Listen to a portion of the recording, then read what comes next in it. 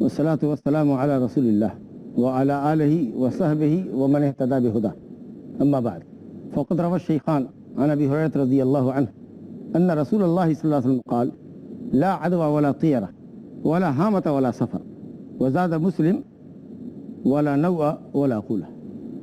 रसूल गिरामी सल्लल्लाहु अलैहि वसल्लम ने फरमाया कि अदवा नहीं है, यानी बीमारी एक शख्स से दूसरे शख्स में मुंतकिल नहीं होती है, मगर आपके कहने का मतलब ये कि जाहिलियत के तरीक़े पर मुंतकिल नहीं होती। जाहिलियत का तरीक़ा ये था, उनकी बदअक़ीदगी ये थी कि बीमारी बज़ाते खुद पट जाती है। ईमान वालों का ये कहना है कि बीमारी के पटने के असबाब व इलल हैं, लेकिन असबाब बज़ाते खुद मुअस्सिर नहीं होते जब तक कि उसमें तासीर अल्लाह न दे, उसका हुक्म रहा। इसको आप एक मिसाल से समझिए। आग जलाने का सबब है, किसी भी चीज़ को अगर जलाना हो तो आप उसको आग में डालेंगे। आग की खासियत ये कि वो चीज़ को जलाती है। हज़रत इब्राहीम खलीलुल्लाह अलैहिस्सलातु वस्सलाम को नमरूद ने आग में डाला। आग जलाने का सबब है, अगर सबब बगैर मुसब्बिब के, बगैर मुअस्सिर के, बगैर अल्लाह ताला के हुक्म के भी अगर जला सकती तो हज़रत इब्राहीम खलीलुल्लाह को भी जल जाना चाहिए था, क्योंकि सबब तो वहाँ पाया गया। लेकिन चूंकि अल्लाह की मर्जी नहीं थी, वो आग जो जलाती है, जलाने का सबब है, वो अल्लाह ने फरमाया कूनी बरदम व सलाम अला इब्राहीम, ठंडी हो जा सलामती के साथ, यानी इतनी भी ठंडी ना हो जाए कि ठंडक से उनको तकलीफ। मुफस्सिरीन ने ये फरमाया। तो सबब बजाते खुद मुअस्सिर नहीं होता, असर अंदाज नहीं होता जब तक कि अल्लाह न चाहे। और जाहिलियत वाले कहते थे कि बीमारी यूँ पड़ जाती है। आज भी लोग समझ रहे उसके पास गए बीमार पड़ गए। ठीक है, ये कहो भाई मत जाओ, बीमारी पड़ती है, हो सकता है तुमको बीमारी लग जाए, हो सकता है, लेकिन जब भी लगेगा अल्लाह के हुक्म से लगेगा। तो अल्हम्दुलिल्लाह ये हदीस बीमारी नहीं पड़ती है, और ये हदीस कि कोढ़ी से भागो, बीमार ऊँटों को सेहतमंद ऊँटों के साथ न मिलाओ, ताउन की सरजमीन में, हैज़ा और कोलेरा की सरजमीन में न जाओ, ये एहतियाती तदबीरें हैं, इलाज है, फॉर प्रोटेक्शन। अगर आप अपनी हिफाजत के लिए, तहफ़्फ़ुज़ के लिए ऐसा करें तो कर सकते हैं, अच्छी चीज़। यह भी अल्लाह की तकदीर है। अल्हम्दुलिल्लाह मैं समझता हूँ कि कन्फ्यूज़न नहीं होना चाहिए। बीमारी के पटने के असबाब हैं, लेकिन असबाब बजाते खुद मुअस्सिर नहीं होते जब तक कि अल्लाह उसमें असर न डाले। ला अदवा। अच्छा, एक हदीस यहाँ पर कोट करें, ग़ालिबन सही बुखारी की हदीस है कि आप सल्लल्लाहु अलैहि वसल्लम ने जब ये फरमाया ला अदवा, बीमारी नहीं पड़ती, तो एक शख्स ने कहा, एक देहाती ने कि या रसूलल्लाह, हमारे ऊँट सहरा में चढ़ने की वजह से बिल्कुल हरन की तरीके से चिकने होते, रेत में लोटपोट करते हैं तो एकदम उनका बाल, चमड़ा, रुआं और चमड़ा बिल्कुल निटक्लीन होता है, साफ सुथरा होता है, कहीं कोई जख्म का निशान नहीं होता। लेकिन एक खुजली ज़दा ऊँट उसमें दाखिल होता है तो सबको खुजली ज़दा कर देता है। तो आप सल्लल्लाहु अलैहि वसल्लम ने फरमाया फमन आदल अव्वल, पहले ऊँट को खुजली ज़दा किसने किया? तो चुप हो गया, कहा अल्लाह ने। तो कहा जिस अल्लाह ने पहले ऊँट को खुजली ज़दा किया, उसी अल्लाह ने दूसरे ऊँट को खुजली ज़दा किया। लेकिन इसमें भी आपको तरद्दुद नहीं होना चाहिए। पहले ऊँट में खुजली का सबब हमको मालूम नहीं है, अल्लाह ने दिया, लेकिन सबब हमको मालूम नहीं।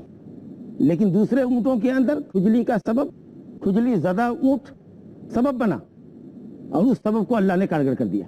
तो अल्हम्दुलिल्लाह इस हदीस से भी कोई तारुफ नहीं होता है। कुछ चीज़ों का सबब मालूम होता है, कुछ चीज़ों का सबब मालूम नहीं होता है। एक पहला शख्स जो बीमार हुआ उसका सबब हमको नहीं मालूम, दूसरा शख्स बीमार हुआ उसकी बीमारी का सबब वो पहला शख्स बना सबब, लेकिन सबब अकेले कारगर नहीं जब तक कि अल्लाह की मर्जी भी उसमें शामिल ना हो। तो इंशाअल्लाह ताला बात वाज़ेह है। इस हदीस का दूसरा टुकड़ा है जो असल बाब मा जा फी ततय्युर से है। आपने फरमाया वला तियरा, नहुसत नाम की कोई चीज़ नहीं है। चिड़िया के जरिए हो या किसी और जानवर के जरिए हो या किसी और बात को सुन करके हो या कोई और चीज़ें जो लोग एक दूसरे से सुनते सुनाते आ रहे हैं, उनके इल्म में ये बात आ रही कि फलां दिन मनहूस, फलां दिन मनहूस, फलां महीना मनहूस, फलां अदद मनहूस, ये सब जो अटकल पच्चू बातें वो जान रहे हैं, ऐसी कोई भी चीज़ कहीं नहीं है। वाला तियरा, यानी इसकी कोई तासीर नहीं है। हालांकि शुगुनी बदशुगुनी तो दुनिया में पाई जा रही है, मतलब तासीर की नफी फरमा रहे हैं। ला अदवा, बीमारी मुअस्सिर नहीं होती है, बीमारी पड़ती है, सबब तो है लेकिन मुअस्सिर नहीं। मुअस्सिर असर देने वाला अल्लाह है। बदशुगुनी दुनिया में ली जाती है, लेकिन बदशुगुनी बेअसर चीज़ है, कोई हैसियत उसकी नहीं। वाला तियरा। और मैंने अर्ज़ किया है कि जब आदमी का भरोसा अल्लाह पर हो, ईमान यकीन मजबूत हो और इरादे का कवी आदमी हो, तो वो अल्लाह की बाज़ मखलूक़ात को देखकर बदशुगुनी नहीं लेता। अब नबी सल्लल्लाहु अलैहि वसल्लम ने ततय्युर की, तियरा की, नहुसत की, बदशुगुनी की, बदफाली की आपने नफी फरमाई। लेकिन कुछ हदीसें ऐसी हैं जिनको लोग कोट कर सकते हैं कि नहुसत तो है और इस्लाम में इसका सबूत है, ऐसा कह सकते हैं। तो मैं ऐसी एक दो हदीसें आपके सामने रखता हूँ ताकि ज़हन आपका साफ हो। जैसे इब्न हिब्बान में हज़रत अनस बिन मालिक रज़ियल्लाहु अन्हु से रवायत है کہ نبی صلی اللہ علیہ وسلم نے فرمایا لا طیرہ وانما الطیرۃ علی من تطیر. آپ نے فرمایا طیرہ نہیں ہے، نحوست نہیں ہے، بدفعلی نہیں ہے، بدشگونی نہیں ہے، لیکن جو بدشگونی لے اس کے لیے بدشگونی ہے. تو کوئی یہ کہہ کہ دیکھو حدیث کے دوسرے ٹکڑے میں تو نبی صلی اللہ علیہ وسلم فرما رہے ہیں کہ جو بدشگونی لے اس کے لیے نحوست ہے. ہم نے کہا نہیں، نحوست نہیں ہے. آپ نے تو پہلے فرمایا لا طیرہ، کوئی چیز منحوس نہیں ہے، کوئی شے منحوس نہیں ہے. لیکن آپ اتنے وہمی ہیں کہ اگر بلی نے راستہ کاٹ دیا ہے تو آپ بائک چلا رہے ہیں، گاڑی چلا رہے ہیں، ڈرائیو کر رہے ہیں، آپ نے اس کو اندھیرا کر دیا، روک لیا، اس کے بعد آگے بڑھیں گے. بلکہ آپ آگے بھی نہیں بڑھتے، کسی دوسرے شخص کو گزرنے کا موقع پہلے دیتے، وہ پہلے گزر جائے، خطرے کا نشان وہ پار کر جائے، کیونکہ اس نے نہیں دیکھا، ہم نے دیکھا، لہٰذا ہم نہیں جا سکتے. آپ اتنے منحوس ہیں، اتنا ایمان آپ کا کمزور ہے، اتنا ارادہ کہ آپ کمزور ہیں. بلی بھی اللہ کی مخلوق اپنی حاجت میں نکلی ہوگی، لیکن آپ نے سمجھا ہمارے لیے خطرے کا الارم ہے. ہو سکتا ہے کہ اس وہمی دنیا میں جینے والے آدمی آگے چل کر کے واقعی اس کی ٹائر پنکچر ہو جائے، کیونکہ آپ تھے ہی اتنے کمزور، ڈر رہے تھے، خوف زدہ ہو رہے تھے. اللہ رب العالمین بطور سزا کے آپ کو کسی تکلیف سے دوچار کر دے. تو یہ مطلب ہے کہ یہ بطور سزا کے ایسا ہوتا ہے اور اکثر ہوتا ہے. ولا طیرہ، طیرہ نہیں ہے. خود آپ صلی اللہ علیہ وسلم نے پہلے جملے میں طیرہ کی نفی کی. جو بدشگونی لیتا ہے اس کو بطور سزا کے ہو سکتا ہے کہ جس چیز سے وہ ڈر رہا ہوتا ہے وہ ڈر اس کے سامنے آ جاتا ہے، یہ مطلب ہے. اور اسی طریقے سے ایک حدیث ہے صحیح بخاری میں، حضرت عبداللہ بن عمر رضی اللہ عنہ سے روایت ہے، الشوم فی ثلاث، 3 چیز میں شوم ہے، عورت میں، گھر میں اور چوپائے میں. اس حدیث کو لوگ پیش کرتے ہیں کہ دیکھو نحوست تو ہے، عورت منحوس ہوتی ہے، گھر بھی کسی کا منحوس ہوتا ہے، اور جانور سواری بھی اس کے لیے، نوکر چاکر بھی اس کے لیے منحوس ہوتے ہیں. اور حضرت عبداللہ بن عمر رضی اللہ عنہ سے بخاری میں روایت ہے، اس میں ان کانا ہے، ان کانا شوم ففی ثلاث، اگر نحوست ہوتی تو عورت میں، گھر میں اور سواری میں ہوتی. اگر ہوتی کا مطلب کہ نہیں ہے. تو بعض علماء یہ کہتے ہیں کہ نحوست نہیں ہے، حدیث ہے ان کانا شوم، اگر نحوست ہوتی تو ہوتی، کچھ نہیں ہے. چونکہ آدمی عام طریقے سے گھر کو، عورت کو منحوس سمجھتا ہے، اس لیے خاص طریقے سے ان تینوں کا ذکر کر کے کہا گیا کہ اگر نحوست ہوتی تھی تو ان چیزوں میں ہوتی. عورت کی نحوست کیا ہے؟ بدزبان ہونا. گھر کی نحوست کیا ہے؟ تنگ ہونا، برا پڑوسی ہونا. اور جانور ہے کہ اپنے سوار کو پیٹ سے اتار دیتا ہے. نوکر ہے، چوری کرتا ہے، کام نہیں کرتا ٹھیک، خیانت کرتا ہے، دھوکہ بازی کرتا ہے، گھر کے راز کو باہر کھولتا ہے، وغیرہ وغیرہ. بہرحال نحوست نہیں ہے، اگر ہوتی تو ان چیزوں میں ہوتی. تو کچھ علماء نے نحوست ہے کا انکار کیا اس کی بنیاد پر.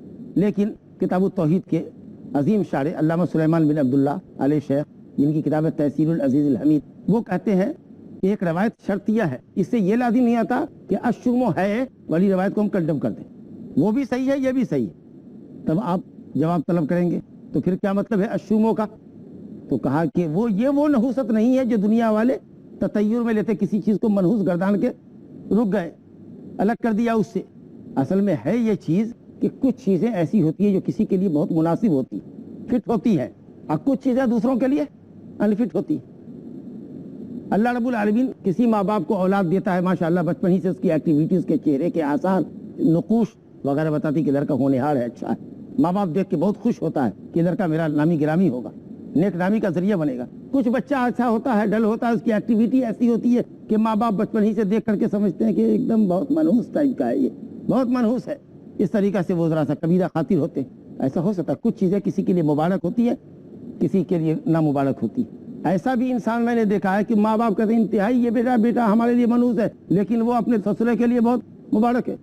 باپ کو تو منحوس نظر آ رہا ہے، لیکن وہی بیٹا دوسرے کے لیے، سسرال والوں کے لیے بہت اچھا ہے. ارے اتنا اچھا داماد تو ہمارے پاس ہے ہی نہیں. تو اگر وہ منحوس ہوتا، نحوست اس کی طبیعت اور ذات کے اندر ہوتی، تو باپ کے لیے بھی منحوس ہوتا اور سسر کے لیے بھی ہوتا. لیکن ایسا کہاں ہے؟ جس عورت کو آدمی اپنے لیے انفٹ سمجھ کر کے طلاق دیتا ہے، اس کے ہاں آپ کو اولاد نہیں ہوئی، کوئی اور شکل ہے، دوسرے کے پاس وہ عورت گئی، ماشاءاللہ اس کے لیے باعث برکت ہو گئی. تو علامہ ابن القیم رحمۃ اللہ علیہ کہتے ہیں کہ جو شوم کہا گیا ہے، نحوست، یہ تطیر بدفعلی کی شکل، بدشگونی کی شکل نہیں ہے کہ آپ اس عورت کو منحوس سمجھے یا اس سے بدشگونی لیں، ارے گھر سے نکل گئے کس منحوس پہ نظر پڑ گئی، ایسا نہیں کرنا. ہو سکتا ہے کوئی چیز آپ کے لیے مبارک نہ ہو تو ٹھیک ہے، آپ اس سے دامن چھڑا لو اور اس کو طلاق دے دو. گھر تنگ ہے، پریشانی ہے، بال بچے بیمار رہتے ہیں، ہمیشہ کاروبار میں برکت نہیں ہوتی ہے، آپ کو ایک تردد ہے، ایک بے چینی ہے، ایک قلق ہے، اضطراب ہے، بدعقیدگی آنے سے پہلے آپ مکان بیچ کر کوئی دوسرا مکان خرید لو، یا اس میں ذکر و اذکار کرو، سورہ بقرہ کی تلاوت کرو، قرآن کی تلاوت کرو. شیطان ہوتے تو بھاگ جاتے. بہرحال اگر اس طرح کی کوئی چیز باعث خلجان ہے آپ کے لیے، پریشانی کی باعث ہے، آپ اس کو بدل دیجیے. اللہ تعالیٰ نے خوشبو پیدا کی ہے، بدبو بھی پیدا کی ہے. ظاہر ہے کہ بائی نیچر آدمی بدبو سے ناپسند کرتا ہے، لیکن ہے وہ ایک چیز، آپ اس کا انکار نہیں کر سکتے. خوشبو سے آپ کو محبت ہے. تو اس طریقے سے اللہ تعالیٰ نے شر کے اسباب بھی پیدا کیے ہیں، خیر کے اسباب بھی پیدا کیے ہیں. یہ الشوم فی ثلاث جو کہا گیا اس کا ایک الگ رنگ ہے، اور یہ کہ صاحب نحوست لینا کسی شے سے، یہ اس کا بالکل دوسرا رنگ ہے، وہ شکل کی چیز نہیں ہے. تو الحمدللہ آپ نے 13 کو بھی سمجھ لیا. اور تیسری چیز اس حدیث کے اندر آئی ہے ولا حامت، حامہ نہیں ہے. یہ حامہ کیا چیز ہے؟ حامہ الو یا الو جیسا کوئی پرندہ ہے. اس پرندے کی بھی کیا شامت آئی ہے کہ وہمی دنیا والے لوگ الو کو انتہائی منحوس سمجھتے ہیں، اور نظریہ یہ رہتا کہ اگر الو کسی کے گھر پہ بیٹھ گیا اور اس نے آواز لگا دی تو سمجھو اس گھر کے کسی ذمہ دار کی یا کسی بھی شخص کی موت کا الارم ہے، وہ جلدی مرنے والا ہے. اور رات میں نظر آتا ہے وہ پرندہ، رات ہی میں نظر آتا ہے، دن میں نہیں دکھتا. تو اس لیے بھی لوگوں کو یہ بات سمجھ میں آتی ہے غلط کہ یہ منحوس پرندہ ہے، یہ رات ہی میں نکلتا ہے، اور جس کی قسمت خراب ہوتی ہے اسی کے گھر پہ بیٹھتا ہے. لا الہ الا اللہ. انشاءاللہ تعالیٰ ایک بریک لیتے ہیں، اس کے بعد آپ کی خدمت میں حاضر ہوتے ہیں. لا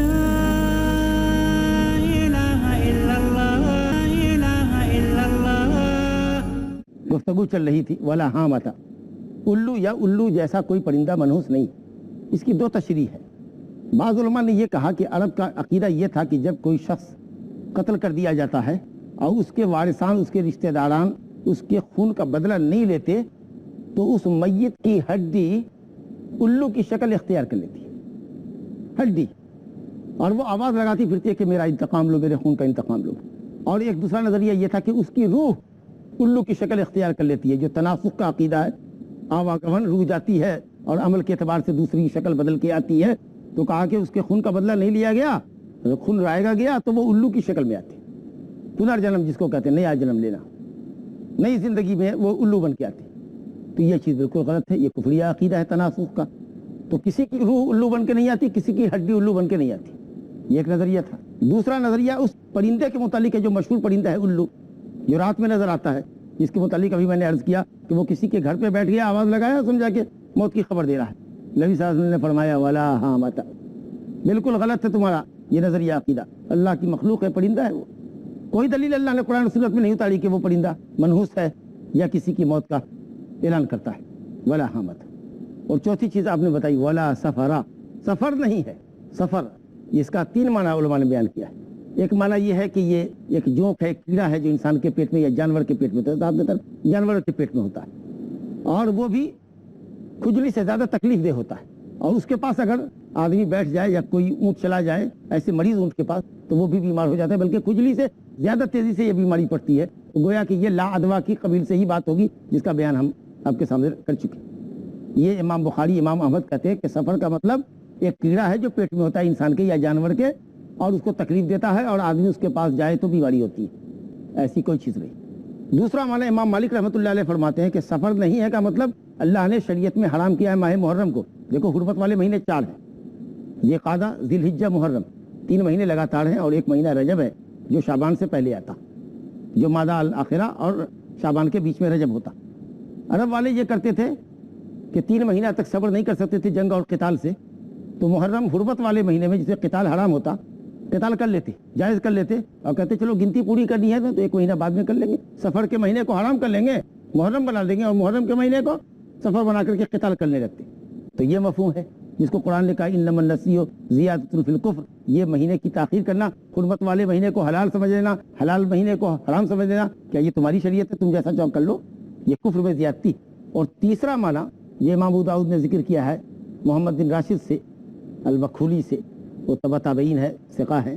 انہوں نے یہ کہا کہ نہیں، معنی سفر کا ہی کہ سفر کا مہینہ جو محرم کے بعد آتا ہے، لوگوں کا ماننا ہے، وہمی لوگوں کا، کہ یہ مہینہ خیر و برکت سے خالی ہے، اس میں کوئی بڑا کام، شادی بیاہ، مکان کی تعمیر، افتتاح وغیرہ اس طرح کی کوئی چیز نہیں کرتے. کہتے ہیں یہ سفر گویا صفر ہے، 0 ہے. تو نبی صاحب نے فرمایا کہ نہیں، مہینہ تو اللہ کا ہے، کوئی دن مبارک اور کوئی دن منحوس نہیں ہوتا. انسان کا عمل اس دن کو مبارک کرتا ہے اور اس کی بدعملی منحوس کرتی ہے. لیکن ہم کچھ مہینوں کو کہتے ہیں، جیسے رمضان کو رمضان المبارک کہتے ہیں، شہر رمضان الذی انزل فیہ القرآن، کیونکہ قرآن اترا، اس میں یہ خاص عبادت ہے. تو یہ 4 چیزیں تھیں جو آپ کے سامنے رکھی گئی. اور مسلم میں ایک روایت کا لفظ ہے کہ ولا نوء ولا غولا، نو جس کی جمع انواع آتی ہے، انشاءاللہ یہ مستقل ایک باب آئے گا. جس کو کہتے ہیں ستاروں کا ڈوبنا اور طلوع ہونا. 13 دن پر ایک ستارہ ڈوبا, ایک ستارہ نکلتا, تو اس وقت بارش اگر ہوتی تو عرب والے بارش کی نسبت اس ستارے کی طرف کر دیتے کہ فلاں ستارہ طلوع ہوا یا فلاں غروب ہوا, اس کی وجہ سے بارش ہوئی. کہا ایسی کوئی بات نہیں, بارش اللہ کا فضل ہے, وہ جب چاہے تھے. ولا نوا ولا غولا, غول کیا ہے؟ یہ غول یہ خطرناک ایک چیز تھی, ایک عقیدہ یہ تھا مشرکین کا, اور آج بھی کچھ لوگوں کا, وہمی لوگوں کا ہوگا کہ ہم چٹیل میدان سے گزرے تھے, جنگلاتی علاقے سے گزرے, خطرناک آواز سنی اور مختلف چیزیں, کبھی کوئی چیز بلی کی شکل میں آ جاتی. گویا کہ شیاطین کا غول ہوتا ہے جو صحرا میں اور جنگلات میں لوگوں کے سامنے, مسافروں کے سامنے آتا ہے, اسے ڈراتا ہے, خوف زدہ کرتا ہے, اور آدمی دائیں بائیں بھاگتا ہے, یہاں تک کہ گڑھے میں بھی گر جاتا ہے اور ہلاکت میں ہو جاتا ہے. نبی نے فرمایا ایسی کوئی بھی چیز نہیں, ایسا کچھ نہیں ہے, وہم ہے تمہارا. اور اگر کسی کو اس طرح کا وہم ہو, اعوذ باللہ من الشیطان الرجیم پڑھو. کچھ بعض آثار آئے ہیں کہ شیاطین کا غول آتا ہے, گھر سے غلہ اٹھا کے لے جاتا, پریشان کرتا ہے, تو آثار ہے حضرت عمر وغیرہ سے کہ اچھا گھر میں اذان دے دو. بعض مرفوع روایتیں بھی آئی ہے لیکن وہ حدیثیں سندن صحیح نہیں ہے. تو اگر اس طرح کی بات بھی ہو اور اس طرح کا وہم ہو, اگر آپ اکیلے جا رہے ہوں اور کسی بیابان سے گزر رہے ہوں, صحرا سے گزر رہے ہوں, اور اس طرح کا خوف پیدا ہو کہ کہیں سے کچھ بھوت پریت اور شیاطین آ سکتے ہیں, راکشس آ سکتے ہیں اور ہم کو ڈرا سکتے ہیں, یہ صرف وہم ہے آپ کا. اس وہم کو نکالیے, جو چیز آئے گی اس کا مقابلہ کریں گے انشاءاللہ. اعوذ باللہ من الشیطان الرجیم پڑھیے, اذان دیجیے, وہ سب بھاگ کھڑے ہوتے. ولا غولا, غول نہیں ہے. انشاءاللہ تعالی دوسری حدیث اس موضوع پر آپ کے سامنے شرح کریں گے. اس سے پہلے ہم آپ کے سامنے گزارش یہ کرتے ہیں کہ اگر اس موضوع کے تعلق سے اگر کوئی سوال ہو تو ہم آپ سے سوال لے لیں گے انشاءاللہ تعالی. السلام علیکم شیخ. وعلیکم السلام ورحمۃ اللہ. آپ نے کہا کہ الو کا بیٹھنا گھر پہ آ کے یا بلی کا راستہ کاٹ جانا, یہ سب مطلب ٹھیک نہیں ہے, وہمی چیز ہے, وہمی چیز ہے, اس سے کچھ ہوتا نہیں ہے. لیکن کتے کا رونا رات میں کبھی کبھی مطلب کچھ لوگ بولتے ہیں, تو اس کا کیا ہے؟ اور دوسرا میرا سوال یہ ہے کہ قرآن اگر پرانا ہو جائے تو کچھ لوگ بولتے ہیں اس کو مٹی میں دبا دینا. میں آپ کا سوال سمجھ گیا. آپ نے کہا کہ الو کا بیٹھنا تو ٹھیک ہے, حدیث کی روشنی میں ہے کہ صاحب اس کی کوئی حیثیت نہیں ہے. کتے کے رونے کی بھی کوئی حیثیت نہیں. ہاں, کتا اگر بھوکے یا مکروہ آواز میں روتا ہے تو شیاطین کتے پر ہوتے ہیں. کتا شیطان بھی ہوتا ہے, شیطان صفت ہوتا ہے. تو آپ تعوذ پڑھا کریں. کتے کے بھوکنے پر آیا ہے, گدھا بھوکے, کتا بھوکے, آپ تعوذ پڑھیں, اعوذ باللہ من الشیطان. لیکن اس سے کوئی نحوست لینے کی ضرورت نہیں. کوشش کریں معاشرہ آپ کا کتے سے پاک ہو, بڑی اچھی بات ہے. لیکن اگر اس کے بعد بھی وہ روتا ہے تو ٹھیک ہے, آپ اعوذ باللہ من پڑھیں. اگر کسی طرح کی کوئی بات آئے تو باقی رہا کہ اس کا کوئی منفی اثر نہیں. آپ نے پوچھا قرآن مجید اگر بہت بوسیدہ ہو جائے, استعمال کے قابل نہ ہو, تو اس کو ضیاء سے, بربادی سے بچانے کے لیے کیا شکل ہے؟ تو ایک شکل تو یہ ہے کہ کچھ علماء نے کہا کہ اس کو دفن کر دیا جائے. لیکن خطرہ ہے کہ کچھ دنوں کے بعد پھر کوئی مٹی کوڑے دے گا, مٹی کی کھدائی ہوگی تو ہو سکتا ہے وہ چیز واپس آ جائے. کچھ لوگوں نے کہا اس کو سمندر میں ڈال دو, دریا میں ڈال دو. لیکن حضرت عثمان غنی رضی اللہ عنہ نے قرآن مجید کے قرأت کے اختلافات کو ختم کرنے کے لیے جو سرکاری طور پر سرکار کی نگرانی میں جو نسخہ بنایا تھا, اور دوسرے نسخوں کو انہوں نے جلا دیا تھا. تو میں سمجھتا ہوں کہ قرآن مجید کے بوسیدہ صفحات کو جلا دینا, اس کو راکھ بنا دینا, پھر راکھ کو کسی پاک جگہ پہ دفن کر دینا یا سمندر میں بہا دینا, یہ زیادہ اچھی شکل ہوگی انشاءاللہ. السلام علیکم. وعلیکم السلام ورحمۃ اللہ. جیسا کہ بعض جگہوں پر دیکھا گیا ہے کہ کسی کے اوپر اثرات ہو جاتے ہیں تو کچھ مرے ہوئے لوگوں کی حرکتیں کرنے لگتے ہیں, تو جب روح تو چلی جاتی ہے تو بھی کس طریقے سے وہ ایسی حرکتیں کرتے ہیں؟ ایسی کوئی شکل نہیں ہے, وہ شیاطین کا سب چال ہے.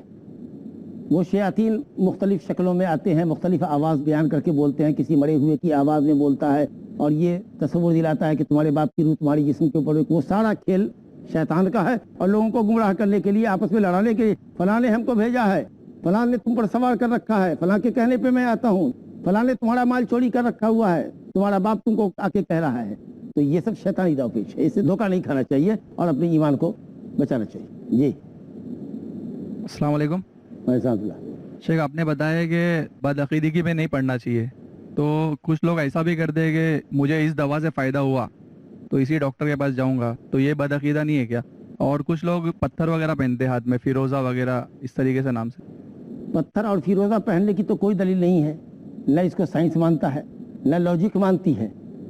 صرف ہم پرستوں کے یہاں کاروباری لوگ اس طرح کا بڑھاوا دیتے ہیں, بدعقیدہ لوگ. لیکن دوا ماشاءاللہ علم اور تجربے کی روشنی میں لیبارٹری میں پہچانی گئی ہے, اور بیماروں پر ایکسپیریمنٹ کی گئی ہے, تجربہ کی گئی ہے. اس کے بعد لگا کہ یہ میڈیسن اس بیماری کے لیے ہے. وہ سبب ہے, مگر جائز سبب ہے, کیونکہ اس میں کوئی چیز حرام ملا ہوا نہیں ہے, اور مریض پر ایکسپیریمنٹ کیا گیا ہے. تو علم اور تجربے سے ثابت ہے کہ یہ دوا مریض کو فائدہ کرتی ہے اللہ کے حکم سے.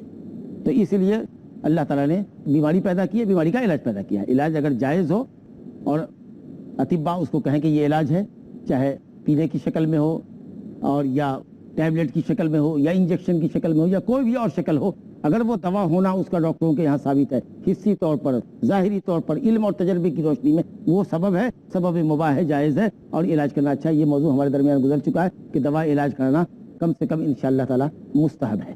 بعض علماء نے تو واجب بھی کہا ہے, لیکن شرط یہ کہ اس کا دوا ہونا ثابت ہو جائے. اسی طریقے سے قرآن مجید کی آیات ہمارے لیے بیماری کے لیے شفا کا ذریعہ ہے, لیکن یہ پتھر وغیرہ پہننا, اس کی تاثیر کا عقیدہ رکھنا, یہ انتہائی بدعقیدگی ہے, اور یہ اسی تطیر کی شکل میں ہے کہ آپ کسی چیز کو, کسی پتھر کو اپنے لیے مفید اور کسی کو غیر مفید سمجھتے ہیں, جبکہ نفع اور نقصان کا مالک صرف اللہ ہے. السلام علیکم. وعلیکم السلام ورحمۃ اللہ. کسی گھروں میں دیکھا ہم نے جو وواہ کے طور پر اپنی ممی پاپا کے پیروں چھو کر اور کہیں سفر میں جائے تو پیر چھو کر جاتے, یہ ہمارا شریعت کی طور پر آتے نہیں آتے؟ نہیں, ایسا کچھ نہیں ہے, یہ مسلمانوں کا عقیدہ نہیں ہے. کسی کی روح کہیں نہیں آتی. روح جب ایک مرتبہ جسم سے نکل گئی تو اپنے اپنے ٹھکانے میں ہے, علیین میں یا سجین میں ہے اس کا ٹھکانہ ہے, وہ روحیں نہیں آتی. یا آپ یہ تصور نہ کریں, یا اگر تصویر تو ہونی نہیں چاہیے ماں باپ کی, تو بالکل غلط ہے کہ جو آپ کہہ رہے ہیں کہ صاحب قدم کو چھو کر کے جاتے ہیں اور یہ تصور رکھتے ہیں, یہ غیر مسلموں کا طریقہ ہے, یہ اسلامی طریقہ نہیں. اور روح کے آنے جانے کا کوئی تصور, 15 شعبان کے اندر لوگ کہتے ہیں باپ دادا کی روح آتی, کسی کی کوئی روح نہیں آتی, کوئی روح نہیں آتی. ثواب کے لیے آپ ان کے حق میں دعا کریں, صدقہ خیرات کریں, کوئی دن متعین کر کے نہیں, ایسے ہی بلا تعین کے, بلا تحدید کے ان کے حق میں دعائیں کریں. لیکن یہ کہ فلاں تاریخ کو روح آئے گی, یہ بالکل بدعقیدگی ہے. اسلام میں اس کے لیے کوئی گنجائش نہیں ہے. جی السلام علیکم. وعلیکم السلام. یہ دم جو تیل میں یا پانی میں کر کے پیتے ہیں, یہ کہاں تک درست ہے؟ درست ہے انشاءاللہ. تیل پر یا پانی پر دم کر کے دینا درست ہے. کچھ علماء نے تو اس پر کلام کیا ہے, لیکن انشاءاللہ کوئی حرج نہیں ہے. قرآن شفا ہے, دعائے معصورہ ذریعہ شفا ہے, قرآن ذریعہ شفا ہے, اور ہم نے جب اس کے اوپر پڑھ لیا تو گویا کہ انشاءاللہ تعالی وہ میڈیسن کا کام کرے گا. لیکن میں نے یہ بات اپنی کسی مجلس میں کہی ہے کہ پانی پر یا تیل پر پڑھنے سے زیادہ بہتر یہ ہے کہ آدمی مریض کے جسم پر ڈائریکٹ پر پڑے, اس پر تھوکے اور تھوڑا سا ہلکا سا تھکائے, تھوک نہیں ڈالے, تھو کرے, تو انشاءاللہ نفس پاکیزہ ہے, کلام پاکیزہ ہے, تھوک بھی پاکیزہ ہے, تو اس طریقے سے وہ فائدہ کرتا ہے. لیکن اگر پانی اور تیل پر پڑھا جائے تو انشاءاللہ تعالی یہ بھی دوا ہونے اور شفا کا ذریعہ ہونے سے انشاءاللہ اس کو کوئی چیز نکال نہیں سکتی, اس لیے جائز ہے انشاءاللہ تعالی. جی السلام علیکم شیخ. وعلیکم السلام. میرا سوال بھی اسی سے متعلق تھا کہ جیسا کہ آپ نے بتایا کہ پانی اور تیل پہ پھونکنا جائز ہے, اس میں شفا ہے, لیکن آج کل لوگ جو ہے وہ کیلے کے اوپر پھونکتے ہیں, تعویذ بناتے ہیں, کیلے کے اندر لٹکاتے ہیں, تو چھوٹا سا کپڑے کا پتلا بناتے ہیں, یہ ساری چیزیں کرتے ہیں, تو اس کے لیے کیا حکم ہے؟